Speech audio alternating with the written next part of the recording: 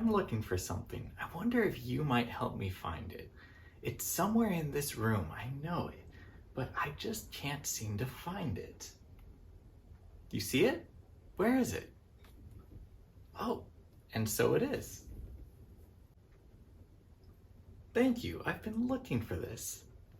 Today we're actually learning about someone who lost something and was so glad to find it.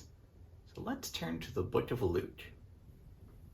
In chapter 15, verse 11, it says, "And he said, a certain man had 2 sons, and the younger of them said to his father, Father, give me the portion of goods that falleth to me. And he divided unto them his living.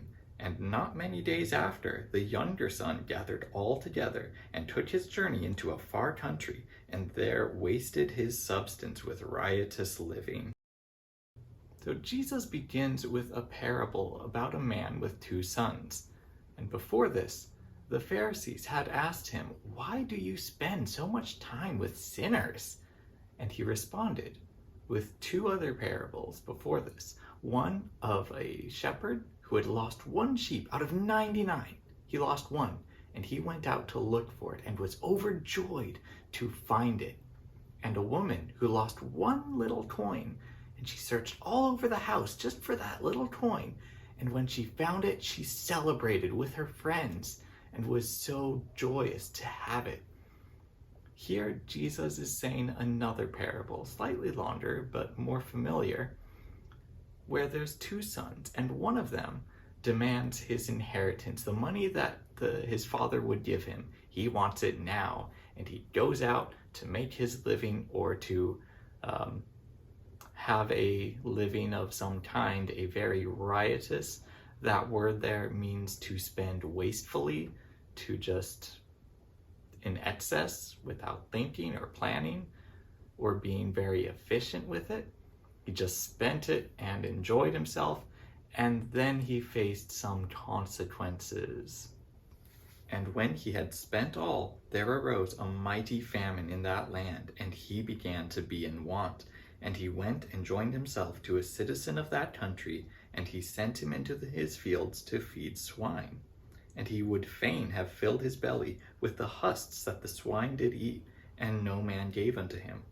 So this young man, he spent everything, wasted it completely, and had nothing left.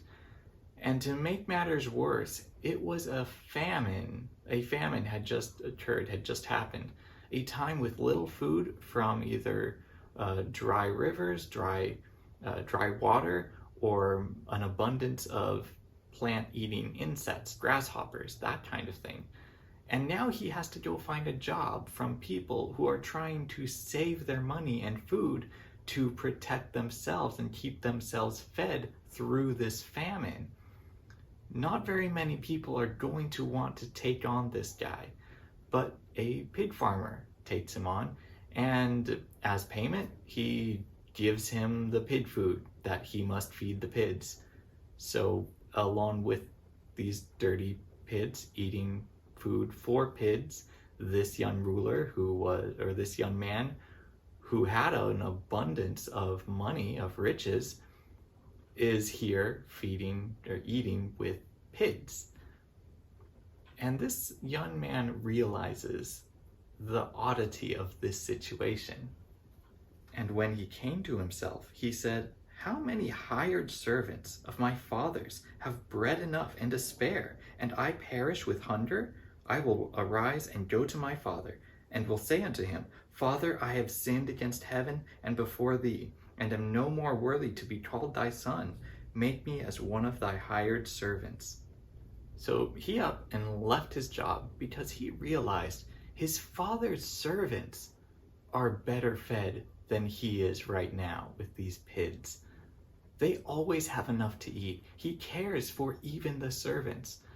Now he knows that he probably shamed his father, that he made an embarrassment of himself and just wasted his father's money that he had given to him. So he comes back and he wants to plead with his father. "Don't take me back as a son. I know I do not deserve that, but just take me as a servant. I will come and serve you. I will put away all of my living, the type of life I had before of spending recklessly. I will come and dedicate myself to serving you. And he was about to do so when his father saw him coming down the road. And he arose and came to his father. But when he was yet a great way off, his father saw him and had compassion and ran and fell on his neck and kissed him. And the son said unto him, Father, I have sinned against heaven and in thy sight, and am no more worthy to be called thy son. But the father said to his servants, Bring forth the best robe and put it on him, and put a ring on his hand and shoes on his feet, and bring hither the fatted calf, and kill it, and let us eat and be merry. For this my son was dead and is alive again. He was lost and is found. And they began to be merry.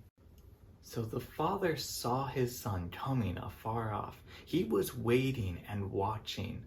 He didn't give up his son for lost, forget him to whatever fate he would work himself into. He was waiting for his son to return. His son was lost out there, reckless, wasteful of that money, and he was going to be in trouble. But the father couldn't do anything until his son came to him, and he wanted him to come back so much, regardless of how many poor decisions he made. The father was waiting and grateful and rejoiced at his son's coming. He made a party for his son. There was nothing left to give his son after he had spent everything, but that did not matter. That father was just so glad to have his son returned. So what is the common thread between these three parables? There's a lost sheep, a lost coin, and a lost son.